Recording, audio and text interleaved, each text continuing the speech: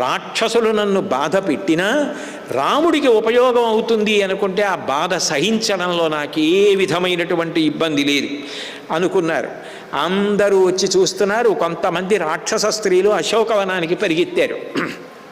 పరిగెత్తి సీతమ్మ దగ్గరికి వెళ్ళి, సీతమ్మ సీతమ్మ, ఎవరు ఆ వానరం నీతో వచ్చి మాట్లాడిందని మేము అడిగితే, యూయమీనాభిజానాతి యోయం యద్వా కరిష్యతి అహిరేవ హ్యహే పాదాన్ విజానాతిల సంశయ, పాము కాళ్ళు పాముకి తెలియాలి నాకేం తెలుసు అన్నావు కదా.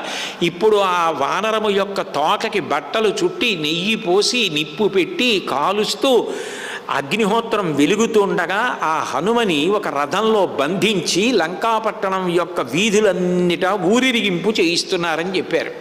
చెప్పేటప్పటికి వెంటనే సీతమ్మ, ఇది సుందరకాండ కదూ, ఎవరి గొప్పతనాన్ని వాళ్ళు నిరూపణం చేసుకుంటారు, వేరొకరు చెప్పడం కాదు. ఆ తల్లింది, యజ్జస్తి పతి శుశ్రూషాం యజ్జస్తి